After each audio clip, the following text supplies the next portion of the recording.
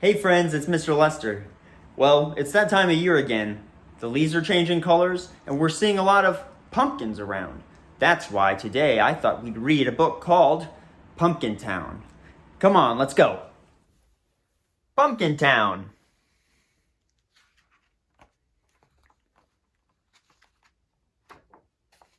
Jose and his family grew pumpkins. That growing began with shiny seeds, which were followed by long vines, and those vines grew every which way. The pumpkins grew every which way too, from small to fat and tall. The Jack-be-littles could be dropped into pockets. The Happy Jacks were bigger. A strong enough boy could carry just one. The Big Moons were bigger still, too large for 5 boys to roll. Come fall, Jose and his family would gather pumpkins and collect the vines. Then 2 trucks took the fruit to faraway cities. Some were hollowed and carved, and some were saved for pies. But before the trucks took the pumpkins, Jose and his family saved a few. They needed the seeds. When it came to saving pumpkins, Jose's father always said, "Save only the best and sell the rest." So Jose and his brothers hollowed the best pumpkins and saved only the biggest, brightest seeds. They took the duller, smaller seeds to the edge of the field overlooking the town and tossed them. But one gusty, dusty October day, when Jose and his brothers took the lesser seeds to the edge of the field and flung them, the wind caught those seeds and carried them and didn't let them loose until they fell like rain down on the distant town.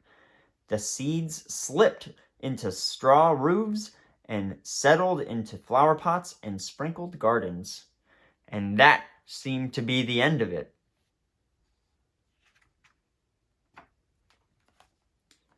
But the next spring, rain awoke those small seeds and plants began. More rain fell, and the vines grew every which way. They wrapped around chimneys and wound through corn. At first the townspeople liked the vines, for they were lovely and delicate. But then the vines began to climb up and down and around, growing leafy and thick. They snaked green and silent through one window and then out another.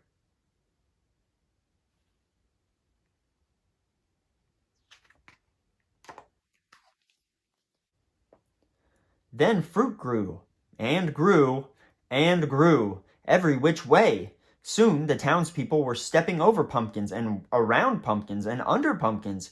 It was hard to walk even a block. Rooftops sagged under the weight of big moons. Fences fell, and when the wind blew, one had to dodge Happy Jacks and Jack-be-littles falling from trees. "Nothing is worse than pumpkins," groaned the townspeople.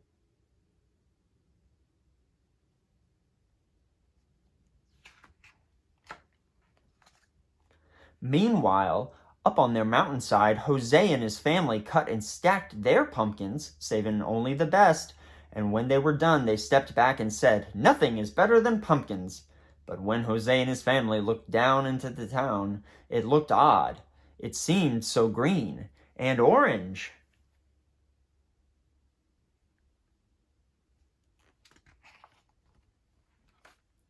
Since their field work was done, and because Jose and his brothers were curious, they walked down to town the next day, where they saw more vines and pumpkins than they'd ever imagined. They remembered the gusty, dusty day that they'd scattered the seeds. "It is our fault," whispered Jose. "We must do something," whispered his brothers. "We rest for now," whispered Jose.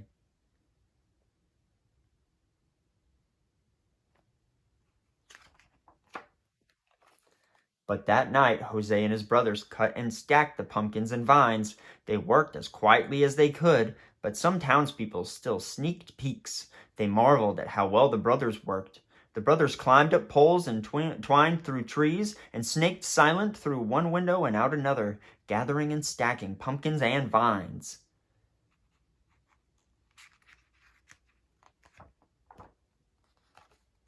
When the townspeople awoke, they discovered a mountain of pumpkins and a hill of vines and a mound of tired brothers.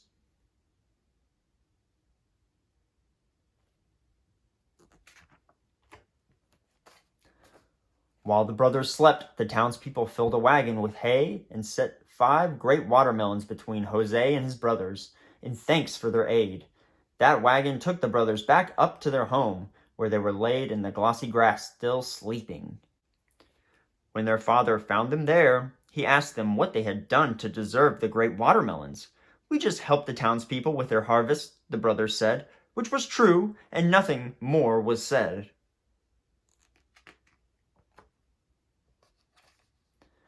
Down in the town, 5 trucks came for the mountain of pumpkins, and the townspeople were given a grand sum of money for all of that fruit.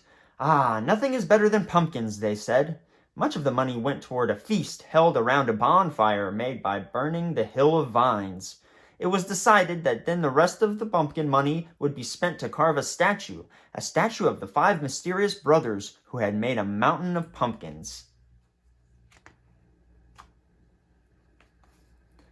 It took all of the next week for the townspeople to repair their roofs and their fences, and it took all of that week for Jose and his brothers and his father to eat their great gifts. The melons were so sweet that Jose and his family said, "Nothing is better than watermelons."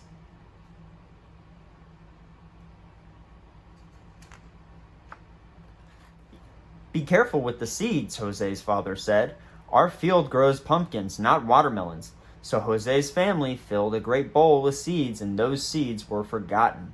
Until a day later, when the wind roused Jose's father at night, he feared that some of the watermelon seeds might be blown into their field. By moonlight, he carried the bowl to the edge of the field and tossed the seeds. The wind caught the seeds and carried them and didn't let them loose until they fell like rain on the town.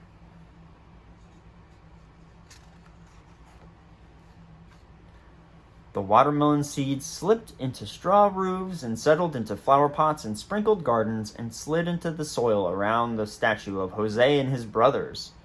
And that seemed to be the end of it. The end.